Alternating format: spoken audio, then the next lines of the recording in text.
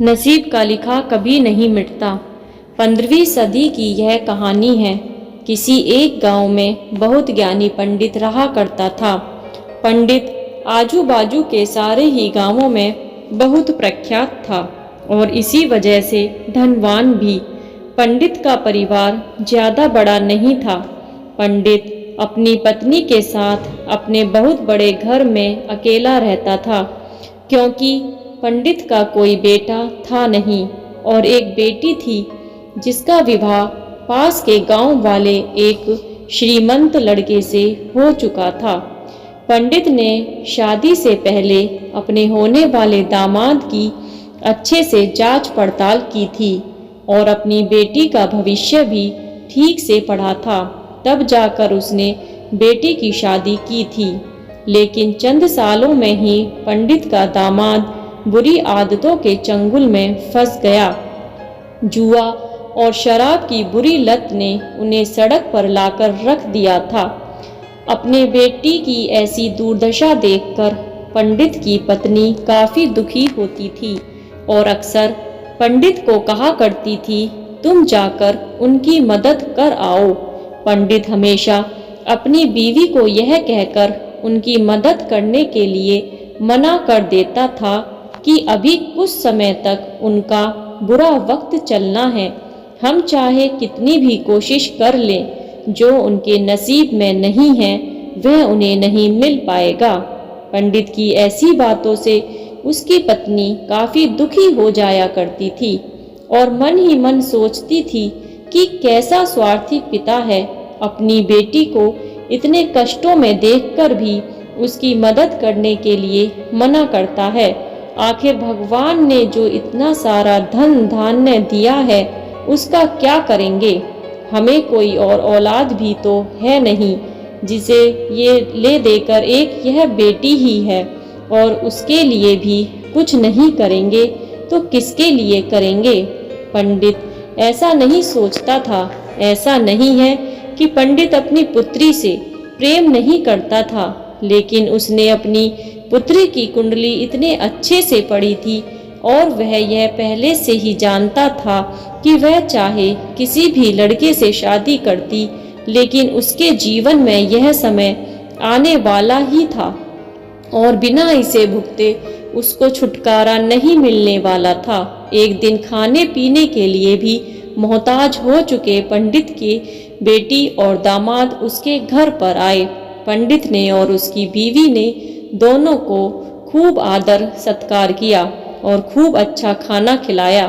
बेटी और दामाद की पंडित से सहायता मांगने की हिम्मत ना हुई, इसलिए वह बिना बोले ही वापस अपने घर को लौटने लगे। लेकिन माँ तो माँ होती है। पंडिताइन से रहा नहीं गया और बिना पंडित की इजाजत के उसने चोरी छुपे बूंदी के लड्डू बनाकर उसमें सोने के सिक्के रख दिए और बेटी और दामाद को दे दिए, ताकि बेटी और दामाद की कुछ आर्थिक सहायता हो सके।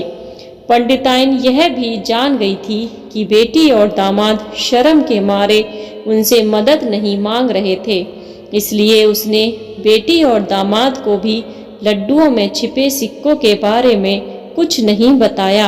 जाहिर सी बात है कि जब वो लोग घर पर जाकर लड्डू खाएंगे तो उन्हें उसमें से सोने के सिक्के मिल जाएंगे। इस तरह बिना उनके मांगे ही उनकी मदद पहुंच पाएगी। सोचकर पंडिताइन मन ही मन अपने बेटी की मदद करने के लिए खुश होने लगी। पंडित के दामाद और बेटी उन दोनों का आशीर्वाद लेकर अपने घर की तरफ रवाना हो गए। उन दिनों गाड़ियां तो होती नहीं थी, घोड़ा गाड़ी या बैलगाड़ियां चलती थीं। पैसे ना होते तो और चीजों की लेन देन से भी व्यापार होता था। बेटी और दामाद का गांव पंडित के घर से कोसों दूर था, फिर भी पैसों की कमी के चलते वह चलकर अपने गांव की तरफ निकल पड़े। थोड़े दूर ही चले थे कि पंडित की बेटी के पैर में मोच आ गई और अब उसको चलना भी मुश्किल हो गया। पंडित के दामाद ने जब देखा कि उसकी बीवी अब बिल्कुल चलने में सक्षम नहीं है, तो उसने एक तांगा अपने घर तक किराए पर ले लिया दोनों पति पत्नी तांगे में बैठकर घर तक पहुंच गए, लेकिन तांगे वाले को देने के लिए उनके पास पैसे थे नहीं। इसलिए पंडिताइन ने जो बूंदी के लड्डू उन्हें दिए थे वही किराए के तौर पर उस तांगे वाले को दे दिए। तांगे वाला बूंदी के लड्डू को लेकर वहां से चला गया। तांगे वाला अपने घर की तरफ जा रहा था, तब उसे एक हलवाई की दुकान दिखी। उसने सोचा कि थोड़े से बूंदी के लड्डुओं से मेरे घर के लोगों का पेट थोड़ी भरने वाला है। इससे अच्छा मैं इन बूंदी के लड्डुओं को बेचकर उनसे कुछ चावल खरीद लेता हूँ। तांगे वाले ने बूंदी के लड्डू हलवाई को बेच दिए। जिस गांव में वह हलवाई रहता था, उसी गांव में एक आदमी ने अपने घर पर पूजा रखी थी और उसी पंडित को उस पूजा के लिए बुलवाया था। पूजा में लगने वाले प्रसाद के लिए उस आदमी ने उसी हलवाई से बूंदी के लड्डू लिए जहां पर उस तांगे वाले ने बेचे थे। हलवाई ने भी उस आदमी को तांगे वाले से खरीदे हुए लड्डू ही पहले दिए ताकि वह खराब ना हो जाएं, क्योंकि वह नहीं जानता था यह लड्डू कब बने हैं। पूजा खत्म होने पर दक्षिणा और बूंदी के लड्डू लेकर जब पंडित अपने घर आया और खाना खाने बैठा तो प्रसाद में लाए बूंदी के लड्डू खाते वक्त लड्डू से सोने का सिक्का निकला। इस घटना को देखकर पंडिताइन की आंखों से आंसू बहने लगे। पंडित ने जब पंडिताइन से उसके रोने का कारण पूछा तो पंडिताइन ने पंडित को सब कुछ बताया और पंडित से उनकी बातों पर भरोसा न करने के लिए माफी मांगी। पंडित ने पंडिताइन के आंसू पूछे और कहा कि तुम्हारी तरह मैं भी हमारी बेटी को बहुत प्रेम करता हूँ, लेकिन अगर हम उसकी अब मदद करते हैं तो दामाद हमसे हमेशा ऐसे ही मदद की अपेक्षा रखेगा और अपनी बुरी आदतों को कभी नहीं छोड़ेगा। पंडिताइन भी अब पंडित की बातों से सहमत हो गई। 2-3 महीने बीत गए।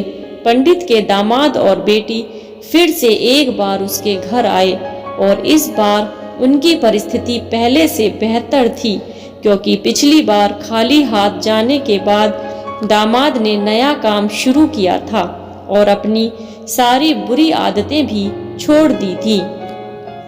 दोस्तों, नसीब का लिखा नहीं बदलता। यह कहानी आपको कैसी लगी? क्या आप भी नसीब पर भरोसा रखते हैं या फिर आप उन लोगों में से हैं जो अपना नसीब खुद अपने हाथों से लिखना चाहते हैं? प्लीज़ कमेंट बॉक्स में ज़रूर बताना।